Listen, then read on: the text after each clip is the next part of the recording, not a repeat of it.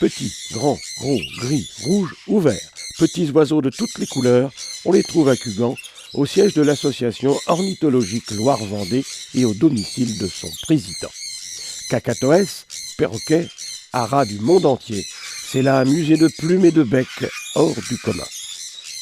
Alors, cette association est née en janvier 1991 et nous étions à l'époque 7 adhérents. Aujourd'hui, nous sommes entre 80 et 90 adhérents. Alors, le but principal, c'est d'élever pour ne plus prélever, tout simplement. Donc, c'est-à-dire qu'on fait des échanges d'oiseaux entre éleveurs et on élève nos oiseaux. On essaye d'avoir les plus beaux si possible, bien sûr. Et aussi de travailler les mutations, c'est-à-dire qu'à partir d'un vert et d'un bleu, par exemple, on essaye de faire d'autres couleurs. Alors le but du club, c'est surtout d'aider les jeunes éleveurs, on va dire dans le métier, pas forcément les jeunes en âge.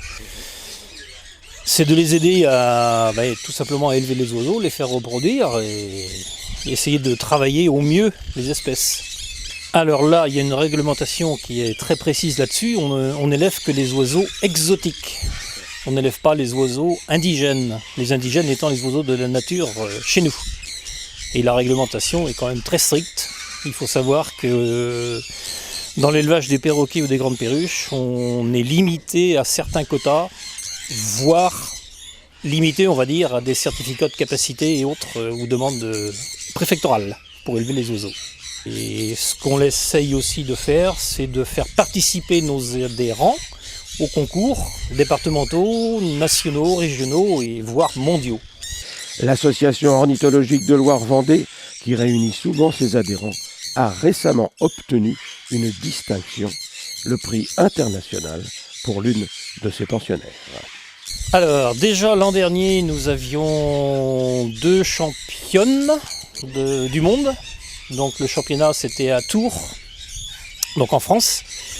Donc il y avait Madeleine Mingui pour ses tourterelles, Madeleine étant de Médon-sur-Sèvre, et Fabienne Guillet pour un omnicolore à Manteau d'Or. Et cette année c'était en Espagne, au sud de l'Espagne, à Almeria.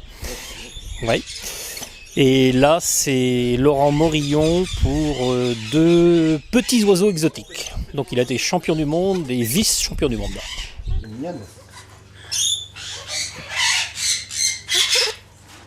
Volières sécurisées et surveillées, les oiseaux, dont certaines espèces assez rares, se sont ici parfaitement adaptés et se reproduisent même parfois avec l'aide de leur hôte.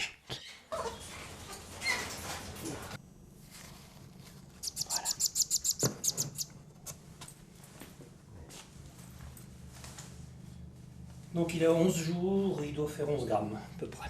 Alors dans les projets du club, il faut le dire, l'an prochain, c'est-à-dire en octobre 2013, nous organiserons le championnat de France des oiseaux exotiques à Saint-Hilaire-de-Loulay, en Vendée.